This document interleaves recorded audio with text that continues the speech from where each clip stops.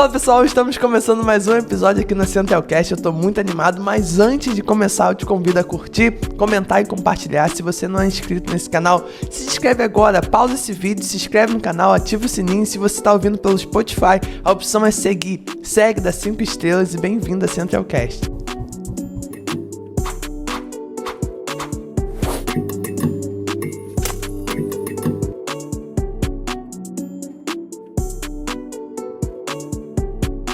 Fala pessoal, hoje com vocês, gente, a gente tem a primeira profissão mais feliz do mundo e com vocês, nosso pastor Wilson Félix. Se apresenta aí, pastor. Olá Eliel, olá nosso público da Centralcast. É uma felicidade muito grande estar com vocês aqui e eu sou muito feliz com essa profissão que eu exerço, Eliel. Ser pastor, para mim, é uma alegria muito grande. E, gente, falar sobre pastor é falar sobre esse ranking aqui que não foi feito de qualquer maneira, foi feita pela Forbes na Universidade de Chicago dos Estados Unidos. E vai dizer que em primeiro lugar das profissões mais felizes do mundo está o clero, que é os padres, os pastores evangélicos. E como é que você se sente nessa posição de ser a profissão mais feliz do mundo? Eliel, eu me sinto privilegiado, sabe? Desde pequeno, eu já entendia que eu seria vocacionado para o ministério pastoral. Desde pequeno, desde criança, minha mãe já fazia terninhos para eu usar. Eu ia para a igreja de terninho e eu sempre entendi que eu seria pastor. Teve um tempo da minha vida que eu quis ser comerciante, entrei para o ramo do empresariado, mas só que Deus me tirou com mão força, porque a minha vocação é o ministério e eu amo ser pastor. Não, e é interessante também porque quando a gente está falando sobre profissões, as pessoas esquecem que pastor também, gente, é uma profissão, porque para você é integral, você vive isso. Sim. Como é que é viver isso integral? Porque você nem sempre foi assim, você tinha ali o comércio e o pastoreado juntos. Como é que foi essa transição para ser pastor integral? Eliel, não foi uma transição muito fácil, porque às vezes Deus nos chama e nos tira a força da onde nós estamos. Quando Ele tem um chamado para as nossas vidas, Ele não abre mão. E eu fui tirado com mão forte para viver integralmente para a igreja. Hoje, graças a Deus, sou um pastor integral. Passo dia aqui na igreja, tenho tempo para estudar, tempo para aconselhar, tempo para orientar, até porque a demanda da igreja não é só as mensagens no dia de culto. As pessoas pensam que o pastor, ele só estuda para pregar no domingo. O pastor tem que estudar para ajudar pessoas, ele tem que se atualizar, tem que se preparar, tem que estar bem preparado para as demandas do tempo atual. E eu louvo a Deus porque hoje eu tenho integridade para viver o ministério. E como é que é assim, lidar, ser um exemplo de fé para as pessoas dentro da sua área, assim? Exemplo de fé que eu dou para as pessoas, Eliel, é quando as pessoas são vocacionadas para aquilo. Porque o que acontece? Tem muitos pastores frustrados? Tem. Tem empresários frustrados? Tem.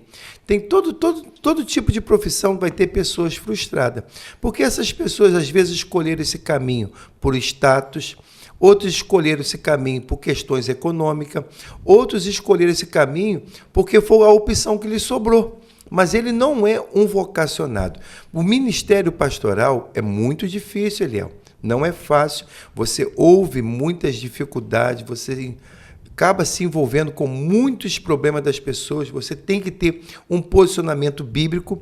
O meu posicionamento, eu sempre falo para as pessoas, não é o que eu acho, não é o que eu penso, é o que a Bíblia diz. E, normalmente, quando nós tomamos um posicionamento bíblico, nós desagradamos muita gente. Mas eu digo para você, vale a pena. Eu sou realizado em ser pastor. Eu sempre falo para minha esposa que eu não sei o que eu seria se não fosse pastor. Eu amo ser pastor, amo pastorear, amo estar cuidando de pessoas, amo ajudar pessoas, amo ouvir problemas de pessoas. Não sou fofoqueiro, mas amo ouvir problemas das pessoas, procurar solução, ajudar. Sabe, esses dias eu estava até lá no teu restaurante mesmo e eu vi um senhor deitado na calçada. Sabe, eu fui lá levar um pedaço de pizza para ele, levei uma Coca-Cola para ele, fui conversar com ele. E ele estava me contando a história de vida dele, o motivo dele estar na rua, o que levou a ir para a rua. Sabe, aquilo é mais forte do que eu. Quando eu vejo uma situação dessa, normalmente a pergunta que eu faço para a pessoa, tá tudo bem? E quando eu faço essa pergunta, eu sempre vou ouvir uma descarga de problemas que a pessoa tem, mas é o chamado, e eu amo ser pastor. Não, e tu tocou num ponto que é muito interessante. A pessoa escolhe ser pastor ou ela é vocacionada a ser pastor? É um Eu chamado fui escolhido de Deus. por Deus, Eliel. É uma vocação, Eliel. Sabe, nós podemos até entrar dentro dessa escolha, nós podemos observar que nós temos um caminho nessa área, gostamos dessa área, nós podemos até escolher ser pastor. O apóstolo Paulo vai dizer que quem escolhe o episcopado, excelente obra escolhe. Sabe, a escolha, ela também é nossa, não é só uma imposição de Deus. Porque se eu não quiser ser pastor, Deus não me obrigaria. Mas eu entendi que ele levou por caminhos que para minha vida seria melhor ser pastor. E eu sou feliz por ser pastor. E isso eu não tenho nenhuma neura com isso. Não, e é interessante, gente, que nessa lista da Forbes, a segunda profissão também que é mais feliz é bombeiro. Então tem tudo a ver com o que você faz na vida dos outros, salva uma vida, ou salva a pessoa de alguma coisa. E você se sente nessa posição de, tipo assim, você sendo um caminho para a salvação, você ajudando na salvação de pessoas? Poxa vida, Léo, a maior alegria de um pastor não é ter somente uma igreja cheia. Pastor que fala que não liga para número de pessoas é hipocrisia. Pastor gosta de ver a igreja cheia. Pastor gosta de estar vendo pessoas se decidindo a Jesus. Pastor gosta disso. Nenhum pastor, eu não estou preocupado com quantidade, mas sim qualidade. Isso é conversa, isso é propaganda enganosa. Todo mundo quer ter resultado, todo mundo quer ver as coisas acontecerem. Mas a maior alegria do ministério pastoral é quando você pega uma pessoa lá no monturo, lá no lixão, você ajuda aquela pessoa, você orienta aquela pessoa, a pessoa segue a orientação que você deu, aquela pessoa muda a vida. E isso me alegra muito. Eu tenho muitos resultados com isso. Tem dias que eu fico maravilhado em ver pessoas que eu empreguei força, preguei ensinamento, ajudei, jejuei pela vida dela, orei pela vida dela. Hoje eu colho o resultado. E isso é a maior realização do pastor. E quais são os desafios do pastor evangélico aqui no Brasil, hoje em dia? O que tu acha? Os desafios são muitos, né? Até porque a igreja não é mais... Não vou longe com você. A igreja não é mais a mesma igreja de 2 anos atrás. A igreja muda a cada tempo, a cada tempo ela sofre as suas mutações, não que a Bíblia, não que o Evangelho, ele sofre mutações. A Bíblia é a palavra de Deus infalível, ela não precisa ser corrigida, não precisa ser modificada, porque a Bíblia é um livro atualizado. Mas a forma de nós interpretá-la, a forma de nós comunicar o Evangelho, elas são mudadas. A cada tempo, tem uma passagem que eu gosto muito, em Hebreus capítulo 8, verso 13, o escritor de Hebreus ele vai dizer assim, chamando nova esta aliança, ele tornou antiquada a primeira. E o que torna antiquado é envelhecido e está a ponto de desaparecer. Nós precisamos estar sempre nos atualizando, nós precisamos estar sempre entendendo qual é o propósito de Deus para o tempo. Não que as coisas do passado, Eliel, elas não foram importantes, não que as coisas do passado não tinham valor, mas elas foram importantes para aquela época. Hoje nós vivemos um tempo novo, vivemos uma experiência nova, um aprendizado novo, e a evolução do conhecimento, ela é muito grande. Antigamente, os pastores prendiam as pessoas por medo do inferno. Hoje não, hoje as pessoas não têm medo do inferno, hoje as pessoas têm conhecimento do que é o inferno, do que é o céu e o motivo que a leva a Jesus, sabe, nós precisamos estar atualizados para isso. Nossa, é interessante que eu estava ouvindo um podcast ontem, gente, falando sobre algo parecido, não era sobre essa área evangélica, era sobre a modernidade e o pós-modernismo, que vai dizer que no modernismo as pessoas desencantaram com o mundo, então as coisas do mundo passaram a ter muito menos valor. E nessa pós-modernidade que a gente vive hoje, as pessoas estão reencantando com o mundo de novo. E tipo assim, tá tendo uma transição muito grande entre pessoas que, eu não quero mais ficar aqui, principalmente no meio evangélico, que tudo é ruim, tudo é coisa. E tem pessoas que tudo é bom, tudo é perfeito. E como é que é estar nesse momento, nessa época, nessa geração? Tratando essa geração, né? Então, o que acontece? Nos tempos anteriores, quando nós vivíamos essa fase que você estava falando falando aí, as pessoas focavam muito na vida eterna, muito no céu. Só que as igrejas mudaram e as igrejas começaram a pregar um evangelho muito antropocêntrico, Eliel. O ser humano hoje, ele está muito centrado nele. Está centrado nas suas necessidades, centrado no que ele quer, nos seus sonhos, nos seus desejos, e ele perdeu um pouco desse sabor do que é a vida eterna. Sabe, isso, por um lado, foi bom, prosperou, melhorou a vida, trouxe qualidade de vida para os evangélicos, para as igrejas, mas, por outro lado, prejudicou essa convicção de vida eterna, atrapalhou na vida espiritual, e as pessoas estão muito focadas nesse antropocentrismo do homem. Você pode observar que as músicas, poucas músicas, elas enaltecem a Deus. Elas enaltecem mais o homem. Você e vai até vencer... música aqui da própria igreja evangélica. Eu vivo brigando com o pessoal, mas enfim, continua. Então, porque ficou muito antropocêntrico, o homem virou o centro. E isso é um prejuízo. Porque o centro não é o homem, o centro é Deus. Sabe, toda vez que o homem muda essas coisas, ele tende a se perder. A gente vai ver no caso da Torre de Babel. A Torre de Babel, os homens se afastaram de Deus, se esqueceram de Deus e foram construir monumentos para que eles não fossem ser esquecidos da terra e que o nome deles fosse exaltado. A prioridade da construção da Torre de Babel era ter uma arrogância de ser semelhante a Deus, ter um poder de construção. Não que Deus não queira que o homem seja um construtor de coisas grandes, mas quando o homem ele coloca ele como centro da construção, ele tira Deus, ele tem essa dificuldade de se relacionar com as coisas espirituais. E nós vivemos um tempo hoje, que é o tempo do antropocentrismo, sabe? É o tempo das músicas voltadas para o homem, você vai vencer, você vai melhorar, você tem que prosperar. A gente ouve muito isso na internet, as mensagens é só focada nisso. Só que as pessoas não param para observar que Deus trabalha por princípios. Deus só vai abençoar quando nós seguimos princípios. Não, e é interessante, gente, que eu já vi uma ilustração muito interessante. Eu não sei se eu vou conseguir passar da forma como eu fiquei encantado. Que a cruz, ela tem uma parte vertical e tem uma parte horizontal. E vai significar que o horizontal é Jesus restabelecendo as nossas relações como humanos, seres humanos. E a vertical é restabelecendo a nossa relação com Deus. O que a gente vê hoje é que a gente carrega muita doutrina, modo de viver dos princípios gregos, que é aquela cultura bem hedonista, o prazer a qualquer custo. E isso atingiu a gente de certa forma, porque hoje em dia ninguém quer fazer mais nada que ali no curto prazo não seja prazeroso. E a gente acaba esquecendo que as coisas a gente tem que visionar ao longo prazo. Inclusive, o apóstolo Paulo vai falar isso, que ele luta como um lutador, sobe ao ringue, mas sabendo que é a coroa da vida, não é uma coisa dessa vida, mas é de uma outra vida. Então, pensar no longo prazo. E como é que é viver nessa geração e tratar essa geração ansiosa e hedonista? Então, é muita dificuldade. O que nós precisamos? É nos prepararmos para lidar com isso.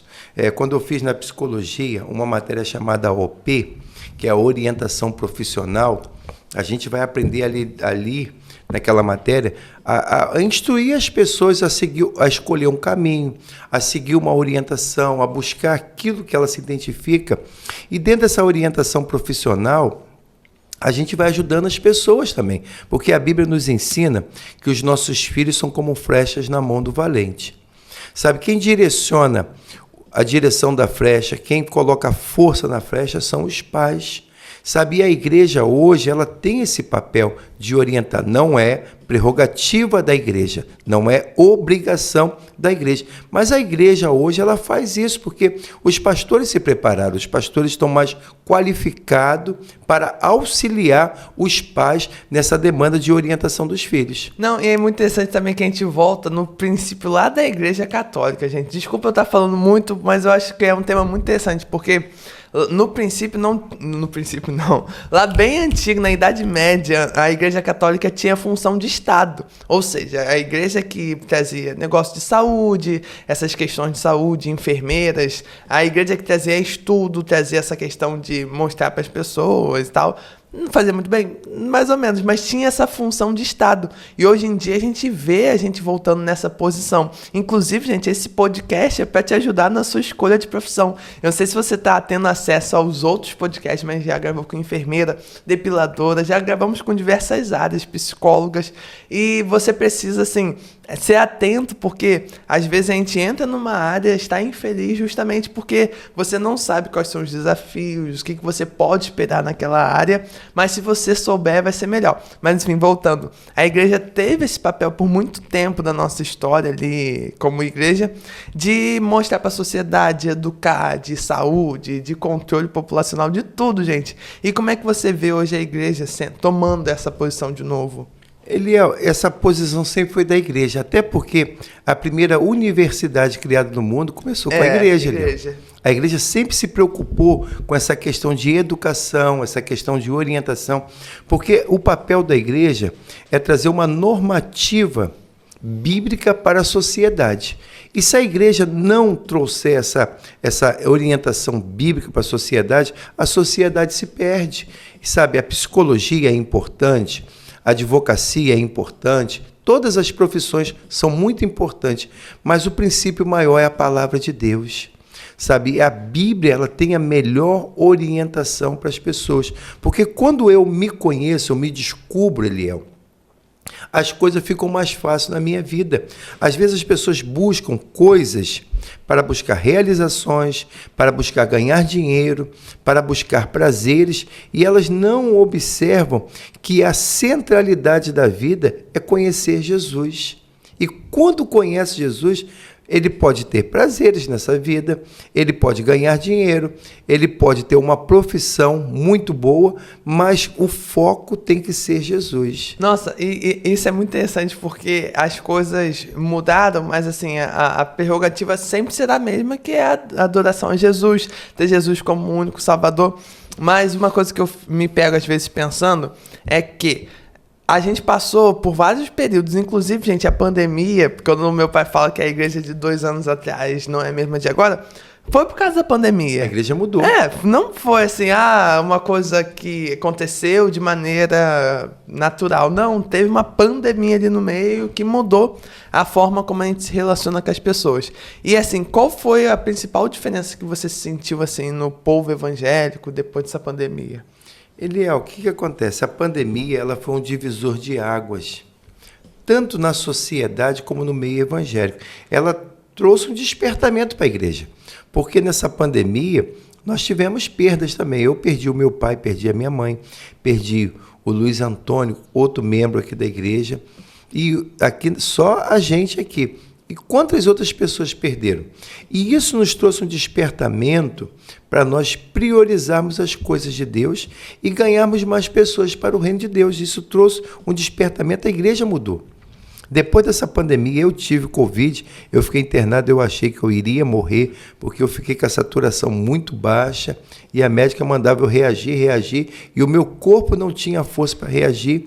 E dentro do hospital, naquele CTI do hospital, Deus me deu uma força, uma graça, que eu lutava muito, eu gritava naquela sala, eu repreendia a ação da morte, que eu sentia a ação da morte rondando aquele ambiente, umas trevas, sabe, sufocando, uma angústia, porque a Covid ela trazia esse sentimento de angústia. Sim.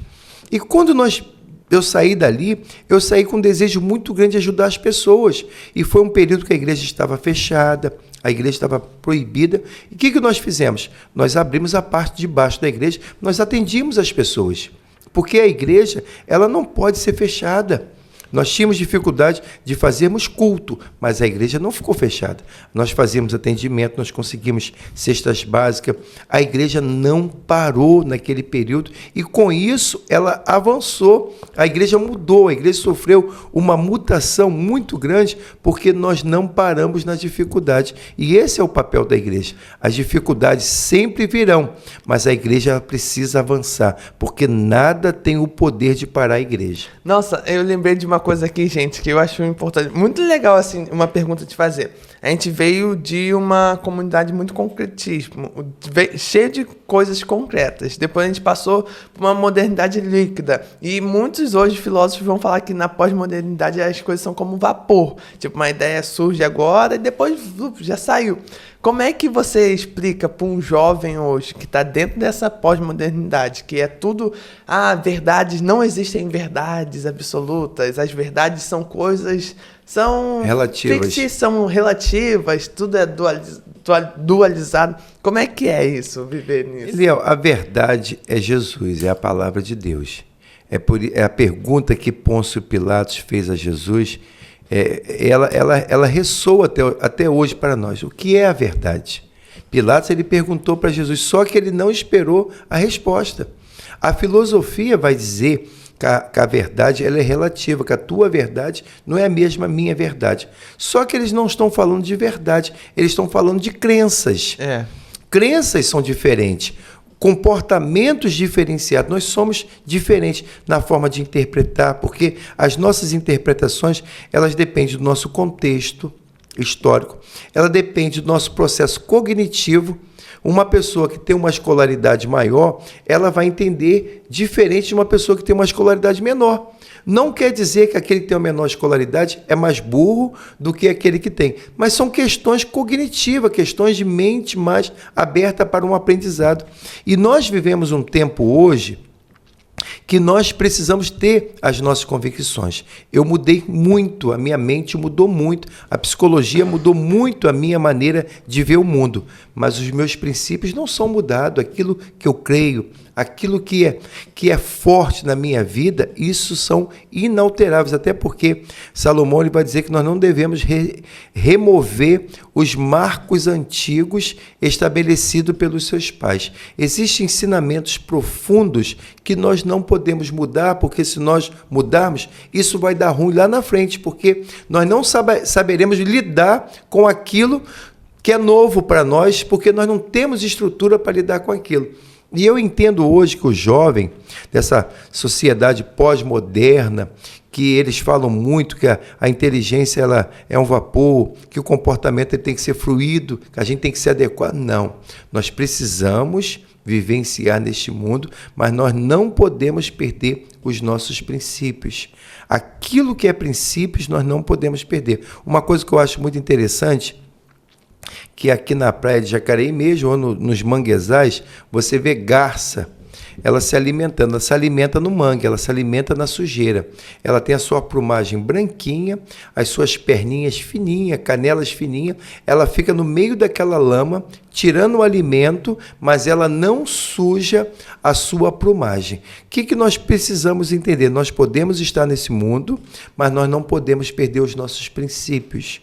Isso nós não podemos perder. E a juventude hoje, ela precisa ser alicerçada nesses princípios, não nos dogmas da igreja, não é dogmas, princípios bíblicos. Eu sempre falo para as pessoas que nós não temos axiologia, o que eu acho, o que eu penso. Nós seguimos o que a Bíblia diz, o que a Bíblia fala. E quando nós seguimos isso, seguimos o que a Bíblia fala, a nossa vida ela tem menos conflitos.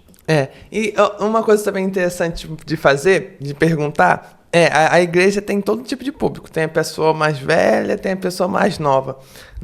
Tipo assim, quando você vem com uma demanda de umas pessoas mais velhas, tipo, umas pessoas que vêm de uma outra forma de pensar, como é que é o parâmetro, assim, para tomar uma decisão? Tipo, fulano tá vindo de calça. Na época não podia mulher usar calça, era saia. Como é que reage a isso tudo, sabendo que agora a igreja é diferente, mas tem um público ali mais antigo e tal? Gente, o público, mas eu vou falar fiéis. Calma aí. Os crentes mais antigos. Melhor. Mais históricos, né? Os crentes mais históricos, crentes mais... Como é que você lida com isso tudo, essa demanda? Então, a igreja ela tem vários públicos, né? Tem um público novo, os jovens que estão chegando hoje, que é muito importante na igreja. Tem muita igreja que não quer jovem, porque jovem traz mudança, jovem traz movimentação. Mas eu prefiro uma igreja cheia de movimentação, cheia de problemas, de dificuldade para ser resolvida com os jovens, do que uma igreja só de pessoas tranquilinha, paradinha, porque a igreja ela precisa se atualizar, ela precisa ter vida, e o jovem traz essa vida. Salomão também vai dizer que, não havendo animais no pasto, o pasto fica limpo. Não adianta você ter uma igreja totalmente tranquilinha, os bancos tudo acomodados, todo mundo tranquilinho, cantando aqueles louvores baixinho, mas se você não tem vida na igreja de jovens, a igreja não está em transição, porque a igreja ela vive transições. Hoje eu sou o pastor dessa igreja, daqui a pouco você vai ser o pastor dessa igreja. Meu Deus. Daqui a pouco vai ser uma nova geração que vai ser levantada. Sabe, e essa transição, eu sempre falo que o diferencial de uma igreja transicionar é como nós fazemos a transição. A transição ela não pode ser nem radical e nem demorada demais. Porque se for radical, a gente acaba atropelando algumas coisas. É igual uma corrida de bastão. Se a pessoa que vai passar o bastão para o outro, que está lá na frente, o outro vai acompanhar para receber o bastão, se ele acelerar demais, ele vai deixar o bastão cair. Mas se ele atrasar demais, ele vai perder tempo para pegar o bastão e chegar lá na frente. Sabe, essa transição ela tem que ter um cuidado muito grande.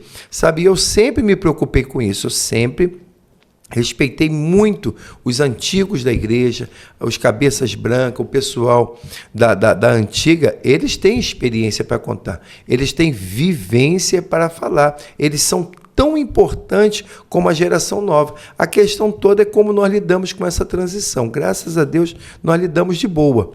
Nós temos um público antigo na igreja, mas nós temos um público bem moderno na igreja. E a maioria da igreja hoje é jovens. Mas, graças a Deus, nós lidamos tranquilo com isso. Quais são os maiores desafios hoje da igreja?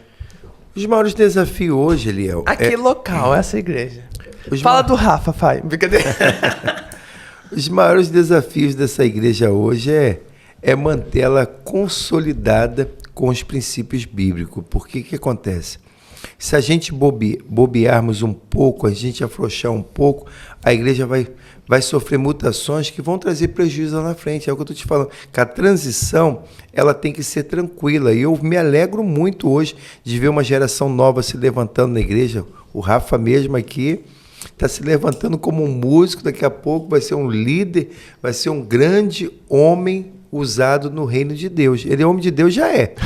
Mas vai ser um grande homem usado no reino de Deus. E essa transição é muito importante nós estarmos atentos a essa transição. E a igreja, ela evolui sempre, Léo, porque o mundo evolui. Igreja é o que eu te falei no começo, que Hebreus 8:13 vai dizer que aquilo que é envelhecido e não é atualizado, a tendência é desaparecer.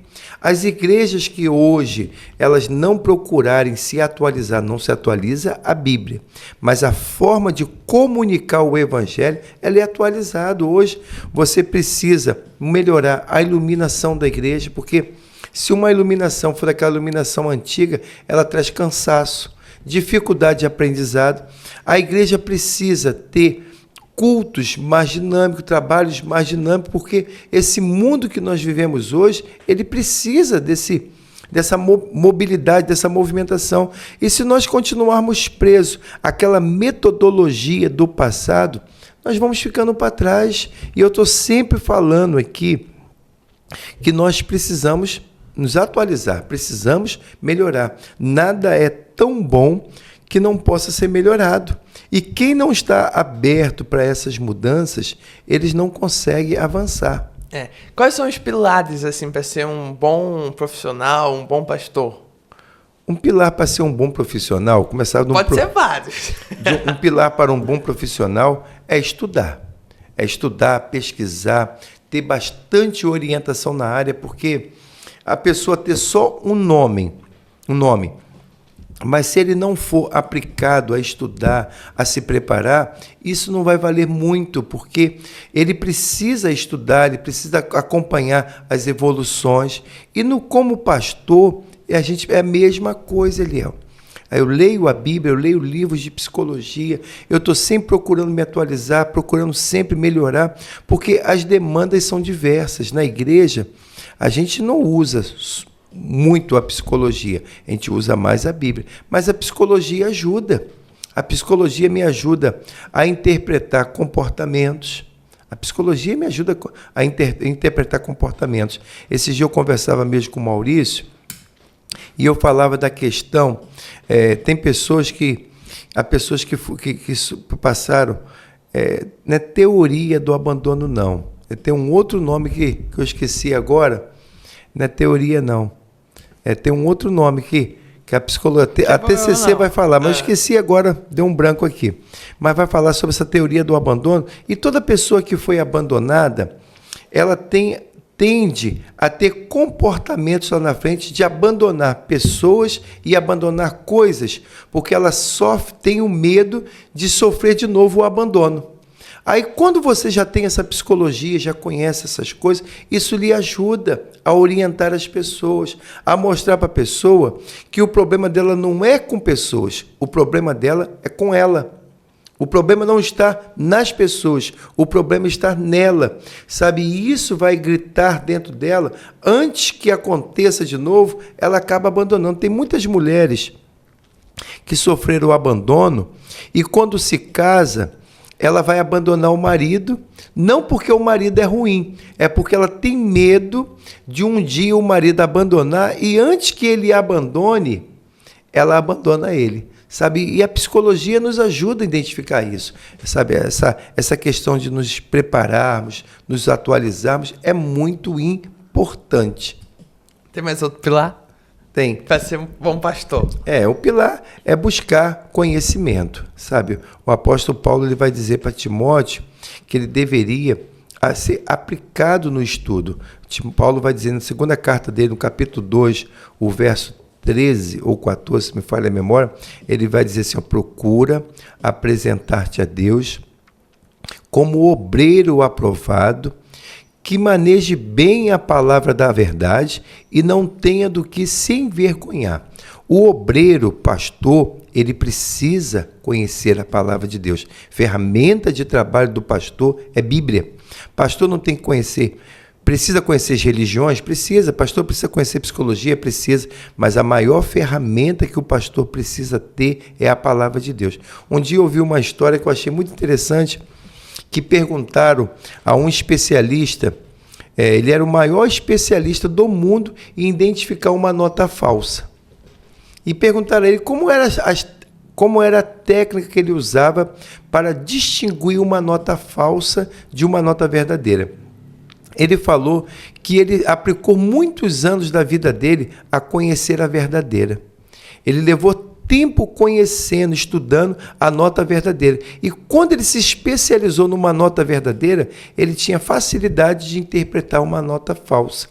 Quando você conhece a palavra de Deus, quando você conhece a verdade, você vai ter facilidade para identificar o que é mentira.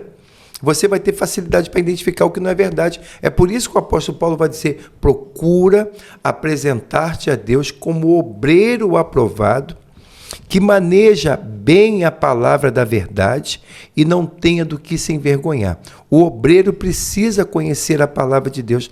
Sabe, em Hebreus 4:12 também vai dizer que a palavra de Deus ela é viva e eficaz e ela é mais penetrante do que espada alguma de 2 gumes. Ela penetra até a divisão da alma e do espírito e ela separa juntas de medulas e é apta para discernir a intenção do pensamento. Quando você conhece a palavra de Deus, você identifica as coisas com mais facilidade. Um conselho que eu dou hoje para quem aspira o ministério pastoral: busque conhecer a palavra de Deus, leia, medita nela de dia e de noite, aplica em buscar conhecimento, busque a leitura, leia. E a terceira coisa que eu indicaria para as pessoas, para ser um bom profissional, principalmente um bom pastor, é uma vida com Deus, Eliel. Tem que ter vida de jejum, pastor precisa jejuar, pastor precisa ter vida de oração, ele precisa viver jejuando e orando, porque quando nós temos vida com Deus, as outras coisas ficam mais fáceis de ser resolvidas. Tu falou aí de um tópico para as pessoas que estão aspirando a ser pastores e assim, o que você pode falar assim, o que você vai enfrentar, o que você vai passar, para preparar aí essa nova geração de pastores? Poxa vida, vai enfrentar muitas dificuldades.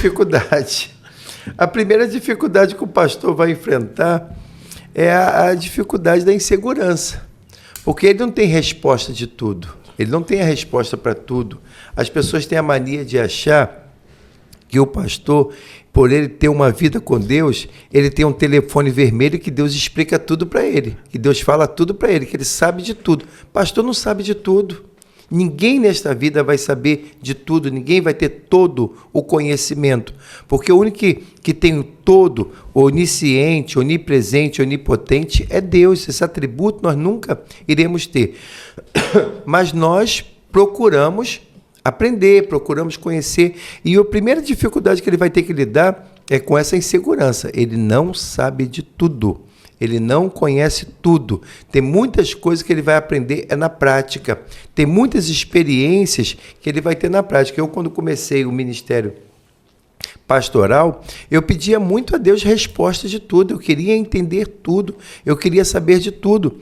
E eu descobri que eu nunca seria capaz de saber de tudo.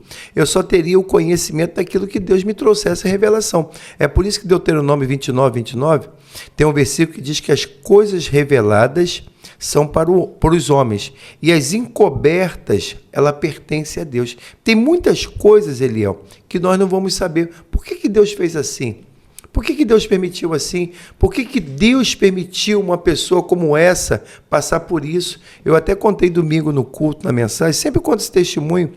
Eu, quando fazia capelania no INCA 4, eu conheci uma mulher de 37 anos, mulher nova, bonita, virgem, Eliel. Nunca comeu carne vermelha, nunca perdeu noite de sono, nunca comeu nenhum alimento que trouxesse algum malefício para o corpo dela e nunca nem bebeu Coca-Cola.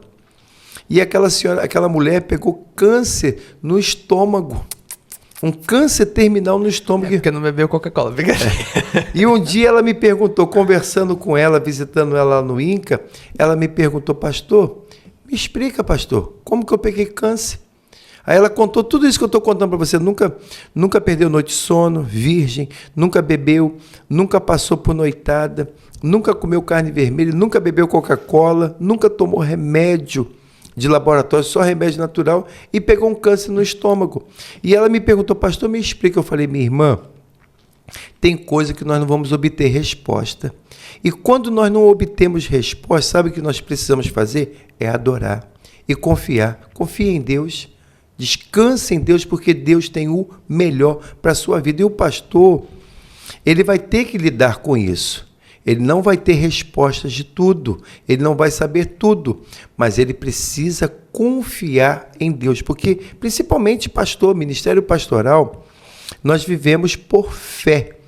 Todos os dias nós vivemos um milagre. Todos os dias Deus nos dá um milagre. Às vezes Deus não vai nos dar alguma coisa em excesso para nós não nos envaidecermos, que foi a oração do rei Agur, lá em Provérbios 30.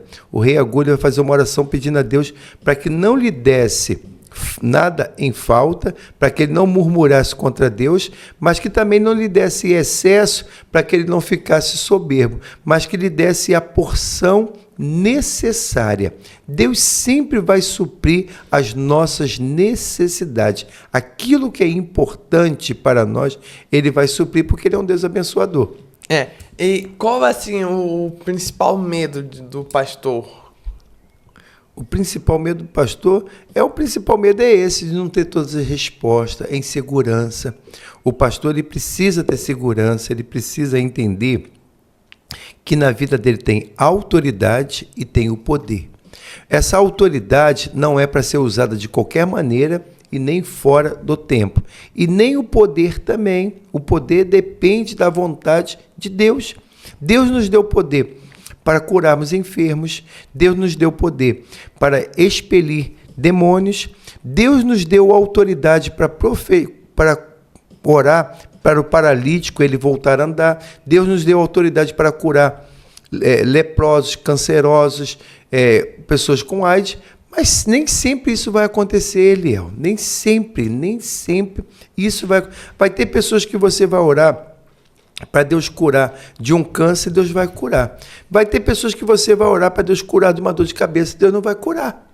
Vai depender muito da vontade de Deus e do desígnio de Deus para aquele momento. E o pastor, ele precisa aprender a confiar em Deus, a descansar em Deus, porque se ele não confiar em Deus, descansar em Deus, ele entra em parafuso. Ele vai entrar em questionamento, porque a Bíblia nos garante que nós teríamos autoridade e teríamos poder. Porque eu sempre falo que a autoridade é o revestimento. Um policial, ele está ali com a autoridade do Estado e uma roupa, uma farda que identifica que ele é uma autoridade. Mas o que vai trazer o poder para o policial é o quê? É a arma. Você pode trafegar numa rodovia aí e o policial pode ter 1,50 m de altura. Ele parou no meio da rodovia, puxou, engatilhou a arma ali. O carreteiro pode estar na maior carreta que for. Ele não para? Para. Porque ele tem autoridade, ele está revestido de autoridade e ele tem o poder que é a arma. Nós temos autoridade, que é o revestimento do Evangelho, e nós temos o poder, que é a palavra de Deus. Mas é na vontade de Deus, é no tempo de Deus, é de acordo com o querer de Deus. Eu sempre falo que Paulo orou para Epafrodite. Epafrodite estava quase veio a óbito, e Paulo orou e esse homem foi curado. E ele orou para Timóteo, que tinha um problema de estômago. Timóteo não foi curado. Aí Paulo vai aconselhar Timóteo a beber vinho com água, que era bom para o estômago. Olha como tem coisas que Deus vai fazer e tem coisas que Deus não vai fazer. E o pastor, ele precisa ter essa segurança, que tem coisas que Deus vai fazer e tem coisas que não vai fazer. E ele é dependente de Deus. E uma pergunta também interessante é que eu lembro que em 2016, 2017, por volta dessa época, a gente teve muitas notícias de pastores que se suicidaram. Isso. Assim, não sei, eu não li profundamente o que aconteceu, peguei tudo muito bem, mas eu imagino que por ser uma posição de destaque na sociedade, gente, qualquer pessoa que tenha assim, um contato maior com o que é divino, com o que é uma posição mais alta. Eu lembro até Moisés, quando Moisés descia lá do monte, ele estava com a cara brilhando, aí o pessoal nem conseguia olhar. Enfim, de certa forma ou de outra, tem esse distanciamento das pessoas da sociedade. E por ser isso, você se sente solitário? O pastor é uma pessoa que se sente solitária? O ministério pastoral é muito solitário, Leão. O ministério pastoral ele é muito solitário, por quê? O pastor ele não pode ser influenciado pelo meio. Não que ele não possa se relacionar. Ontem eu fui a uma festa de uma criança. Jesus, ele ia em festa, ele participou de um casamento, e aonde ele fez o primeiro milagre. Mas o pastor, ele precisa ter esse tempo separado, tempo com Deus, esse tempo de não sofrer interferências, porque as pessoas querem, às vezes, que o pastor tome uma decisão favorável a ela, mas a decisão do pastor, ela tem que ser imbuída pela razão e pela direção de Deus. E o ministério pastoral, ele é um ministério solitário. Infelizmente, muitos pastores em 2015 a 2016, eles vieram a óbito por praticar o suicídio. Sabe, eles tiveram um desequilíbrio naquele momento e chegaram a esse ponto. Sabe, não estou aqui para questionar o motivo e nem a forma que eles tiraram a sua vida. Mas isso nos mostra que houve um desequilíbrio, não buscaram ajuda. O pastor precisa de ajuda.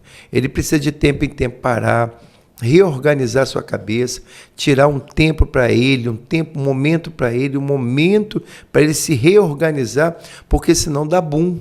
É muita informação, é muita pressão, são muitas dificuldades. O pastor, ele ouve problemas o dia inteiro, ele ouve sobre estupro, ele ouve sobre violências de criança, ele ouve sobre homossexualidade, ele ouve sobre adultério, ele ouve sobre roubo, ele ouve muitas coisas.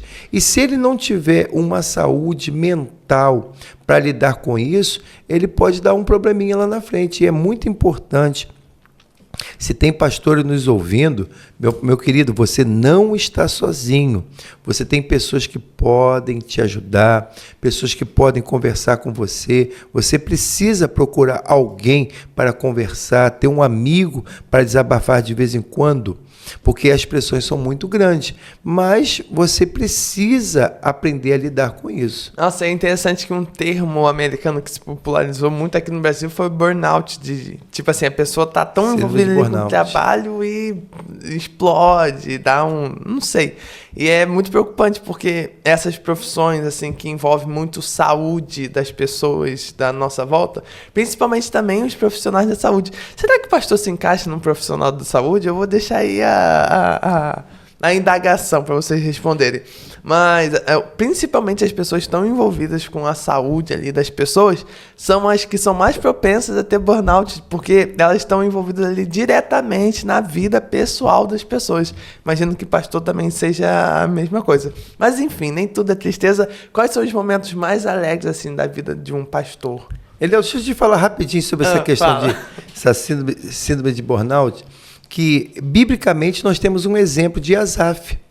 Quando você lê o Salmo 73,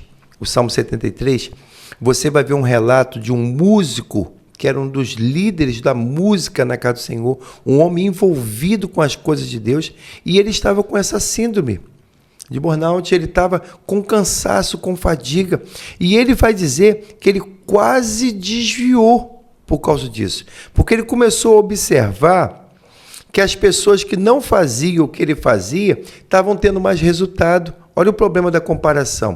Olha os malefícios da comparação. Eu não tenho que me comparar por aquele que está fazendo alguma coisa maior do que eu ou porque recebeu uma coisa maior. Eu até brinquei esses dias com um rapaz que um pastor de uma igreja grande do Rio ganhou um carrão de quase 500 mil reais blindado.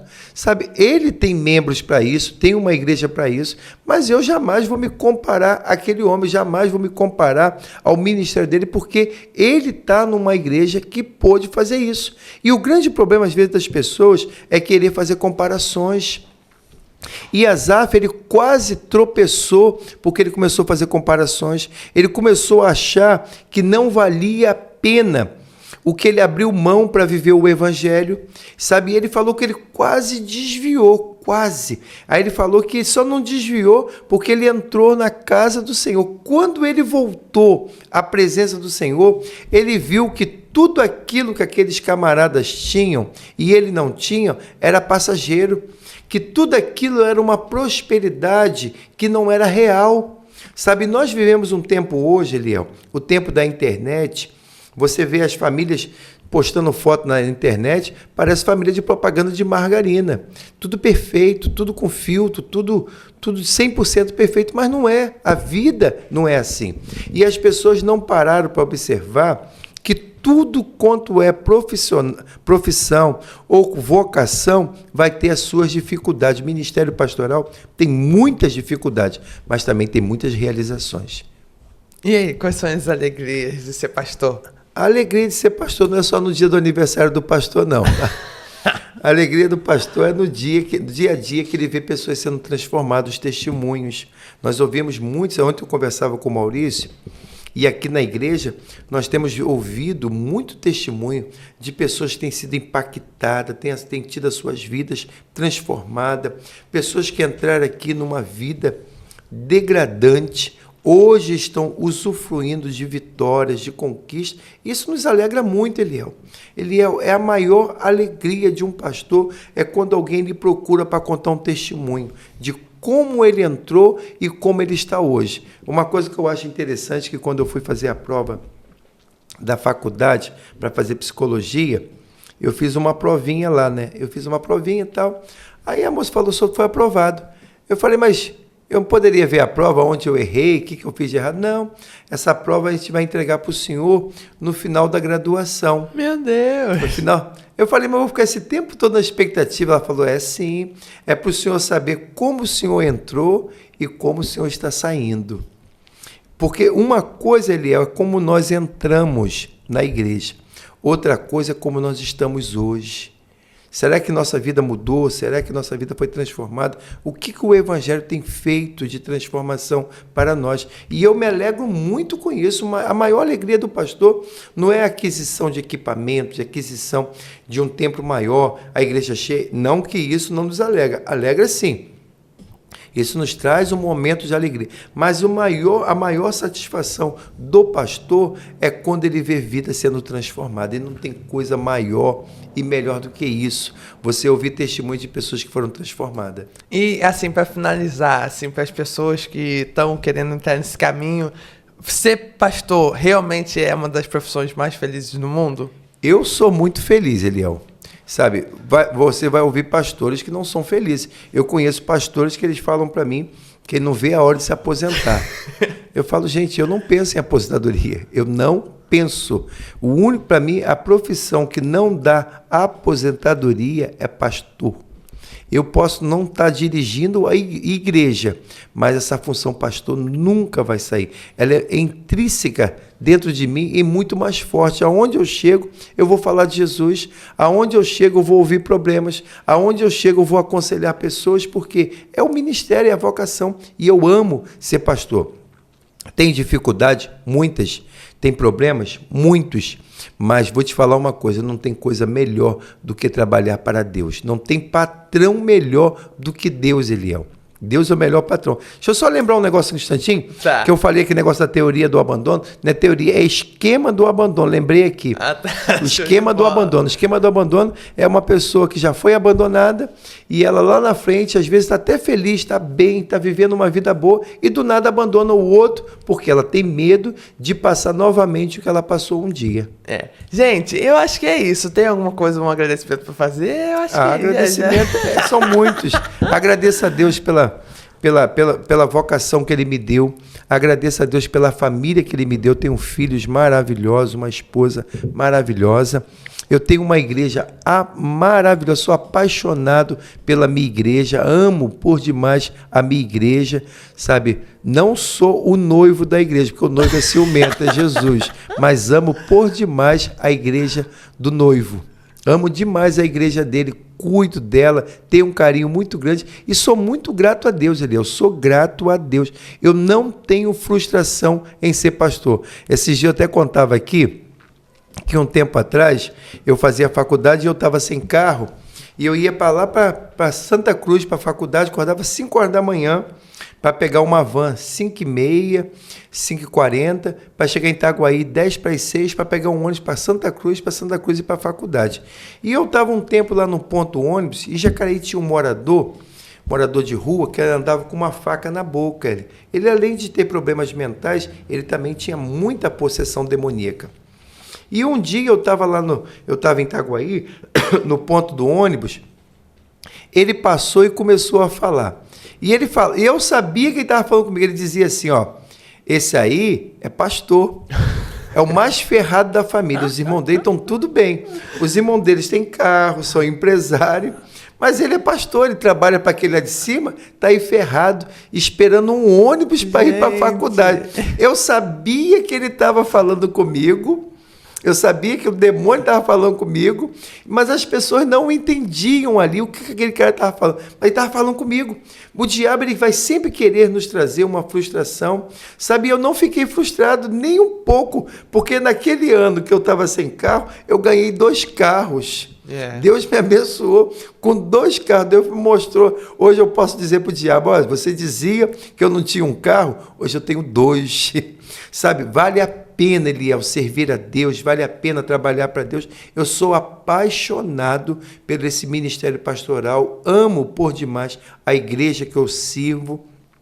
E eu digo para você que um dia almeja ser pastor, meu irmão, se você é vocacionado, não entre nessa função por uma questão financeira, não entre no ministério pastoral porque você acha bonitinho pregar, porque status, porque para o pastor pregar é a menor função do ministério. O pastor faz muito mais trabalho do que pregar num culto.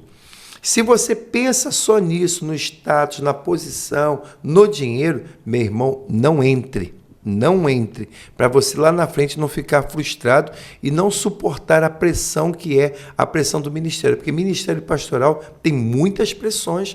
Todos os dias nós somos pressionados internamente e externamente. Paulo vai dizer que tinha dia que ele era afligido por dentro e afligido por fora, pressionado de todas as áreas, mas ele tinha convicção que Deus daria vitória em todas elas. Isso que traz o conforto ao nosso coração. Mas se você se sente vocacionado, meu irmão, entra, porque vale a pena. E é isso, gente. Muito obrigado, pastor, pai, por ter topado estar aqui. Gente, não esqueça de curtir, comentar e compartilhar. Manda para seus amigos, manda para aquela pessoa que você acha que é vocacionada a ser pastor. Manda para ela ouvir esse podcast, para desconstruir várias coisas na mente dela. Se você está ouvindo pelo Spotify, a opção é seguir. Segue, das 5 estrelas. E, gente, uma ótima semana para vocês. Que Deus abençoe a semana de vocês. Show!